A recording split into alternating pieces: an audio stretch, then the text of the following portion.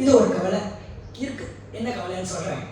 இதான் சுவாரஸ்யமே. இங்க இந்த விஷயம் வேற எங்கேயுமே கிடைக்காது.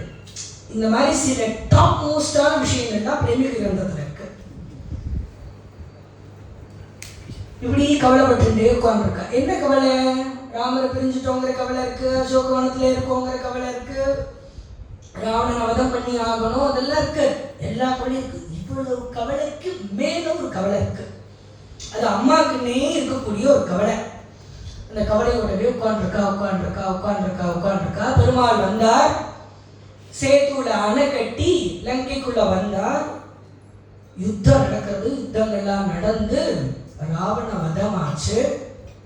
ராவண வதம் ஆனோன்னா வெயிட் பண்றா. இந்த காரியம் ஒன்று நடக்கணும், அதான் வெயிட் பண்றா. ராவண வதம் ஆச்சு.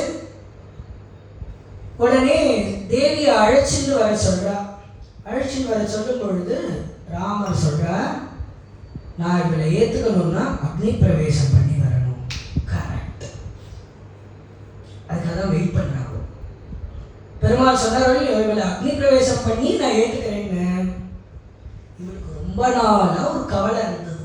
என்ன கவலைன்னு சொல்றேன். இங்க அதான் சொல்றா, சாதாரணமா ஆத்துல குழந்தைகள் சாப்பிட்டாலே சில நாளைக்கு அதுக்கு ஜீரணம் ஆக மாட்டேங்கிறது.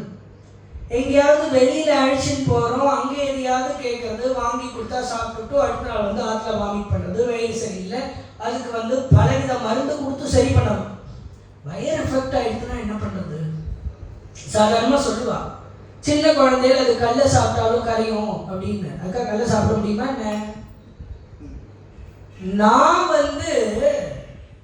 இந்த ராவணன் தூக்கிட்டு என்ன லங்கைக்கு வந்துட்டான்னா என்னோட கூடவே வந்துட்டான். இந்த அக்னி இருக்கானே என்னோட கூடவே வந்துட்டான். அந்த அக்னி பகவானை கொண்டு இந்த ஊர்ல சமத்தா இருப்பான்னு சொல்லி வச்சுட்டு இருக்கா. பஸ்மார்க தேஜசான ராவணனை பார்த்து மிரட்டுறா. ராவணா, உன்னை நான் பஸ்மமாக்கிடுவேன் சொல்றா. ஆனா அக்னி பகவான் அப்படியே வெயிட் பண்ணி சமத்தா இருடா அப்படின்னே சொல்லி வச்சுட்டே இருக்கான்னா, ஹனுமான் அந்த அக்னி பகவான் எடுத்து லங்கை பூரா வச்சுட்டார்.